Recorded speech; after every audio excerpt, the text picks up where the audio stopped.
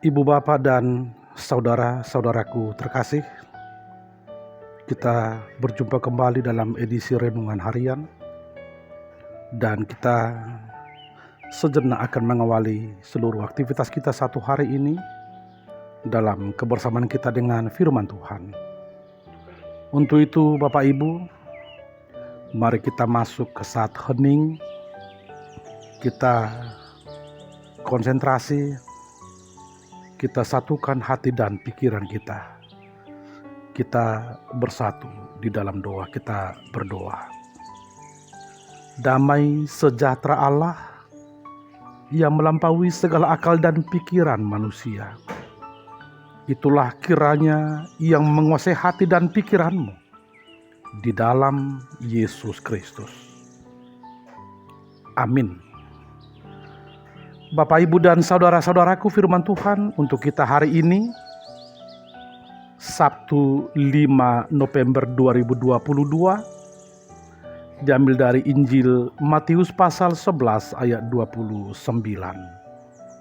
Matius 11 ayat 29. Pikullah kuk yang kupasang dan belajarlah padaku, karena aku lemah lembut dan rendah hati, dan jiwamu akan mendapat ketenangan. Matius 10 sada ayat 20 sia. Jakon hamuma augaku, marguru mahamutuau, ai nalabok doau, jala na serep maroha, asa dapotan hasonangan todimuna. Demikian firman Tuhan. Ibu bapak dan saudara-saudaraku, bagi orang yang pernah bekerja di sawah dan mereka mengerjakan sawahnya dengan bantuan kerbau,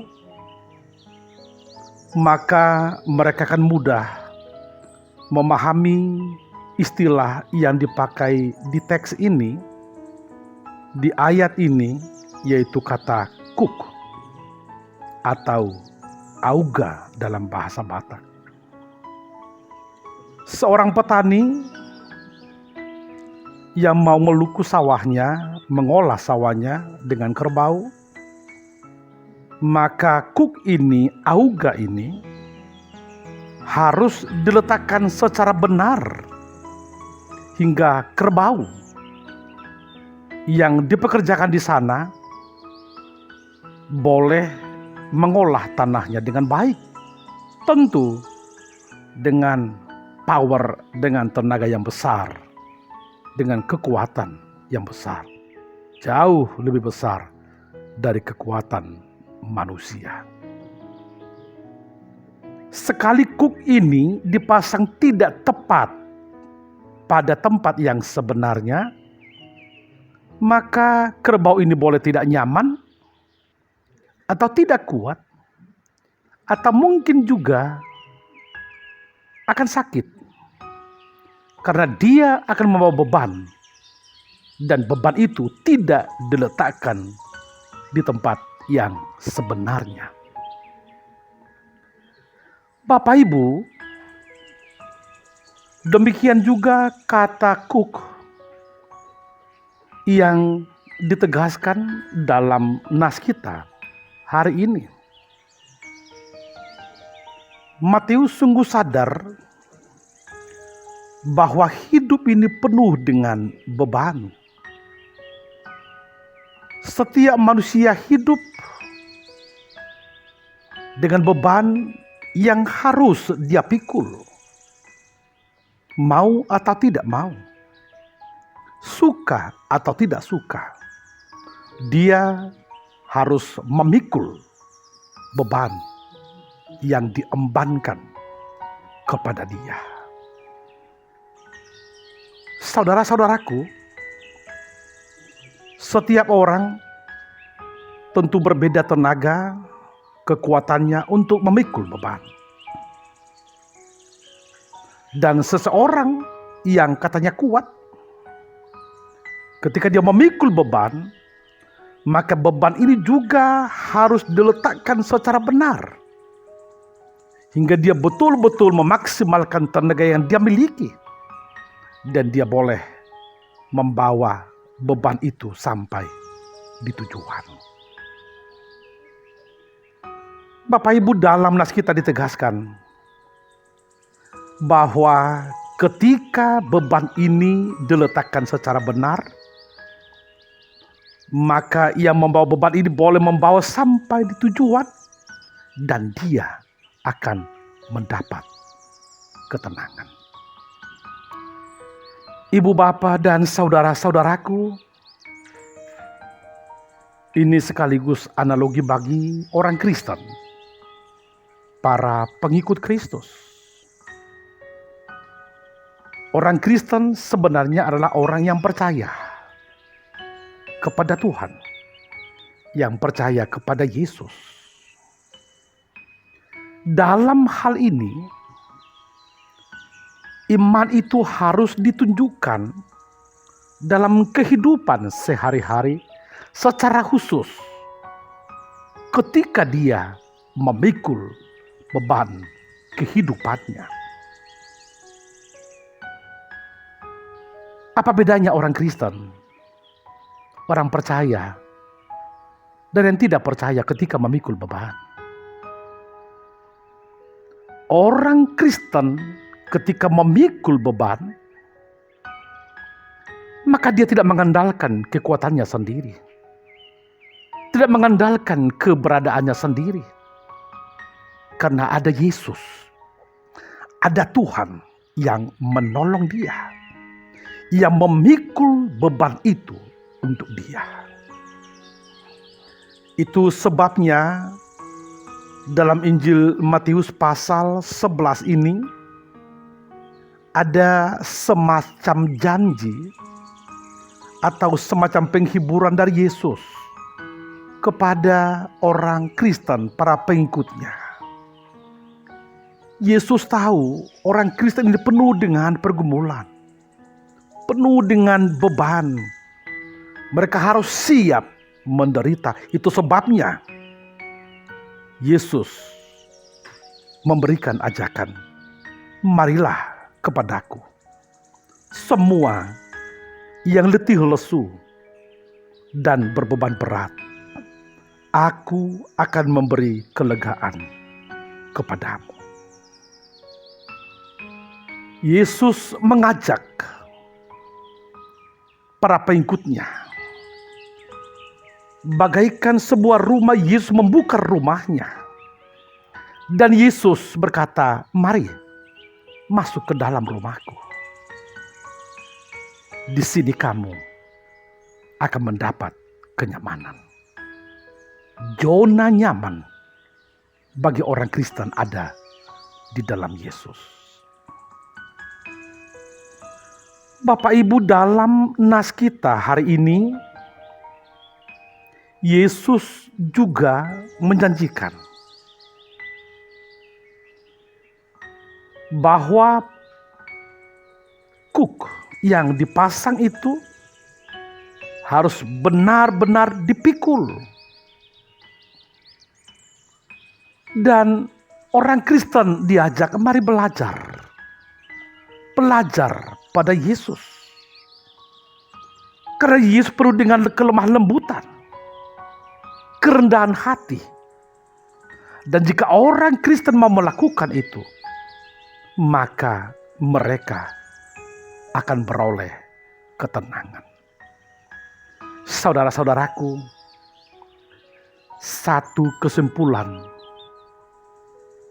yang harus kita garis bawahi dari nas kita ialah ketenangan bukan berarti tidak ada beban.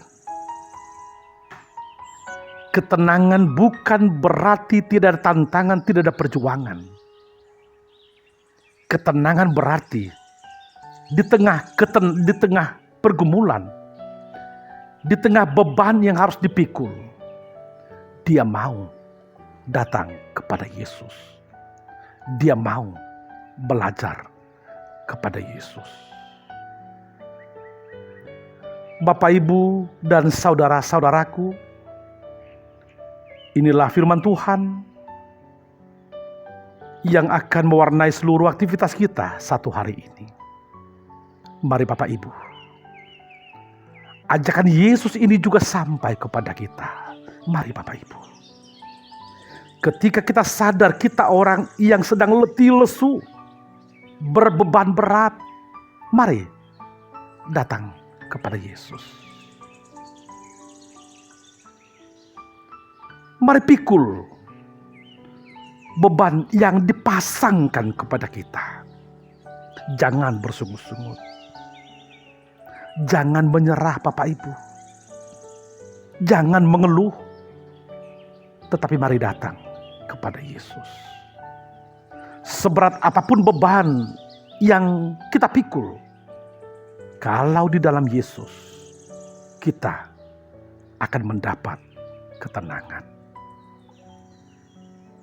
Ibu, bapak, dan saudara-saudaraku, nas ini tentu sangat relevan dengan situasi kondisi yang sedang kita hadapi masa kini. Zaman yang hiruk pikuk, zaman yang penuh dengan tantangan, ibarat jalan-jalan yang penuh dengan lika-liku, yang penuh dengan ombak, gelombang. Lalu nas ini diperdengarkan kepada kita. Di perjalanan seperti itu, mari datang kepada Yesus. Mari undang Yesus hadir seperjalanan dengan kita, hingga kita beroleh ketenangan. Ketenangan yang akan kita peroleh, mari kita garis bawahi Bapak Ibu, bukan berarti tidak ada beban. Maka tidak ada alasan untuk menghindar dari beban, untuk membuang begitu saja beban, atau untuk mengurangi beban. Bukan itu Bapak Ibu. Mari dengan sukacita, dengan tulus, dengan lemah lembut dan rendah hati, menerima beban yang diembankan kepada kita. Sembari kita memohon pertolongan yang daripada Tuhan. Maka hidup ini ibarat sebuah perjalanan yang penuh dengan senyum, yang penuh dengan kebahagiaan, karena kita berjalan bersama dengan Yesus. Ibu, bapak, dan saudara-saudaraku, inilah janji yang begitu konkret kepada kita hari ini. Janji yang tidak menuntut teori apa-apa, selain penyerahan diri secara total hanya kepada Tuhan. Tidak ada alasan untuk bersungut-sungut. Tidak ada alasan untuk mengeluh Bapak Ibu. Tidak ada alasan untuk berontak. Yang boleh kita lakukan ialah punya komitmen, punya janji untuk memikul beban ini, sembari memohon pertolongan yang daripada Tuhan. Selamat berkarya, selamat merayakan kehidupan, selamat menyelusuri perjalanan hidup kita sepanjang satu hari itu. Tuhan bersama kita. Amin.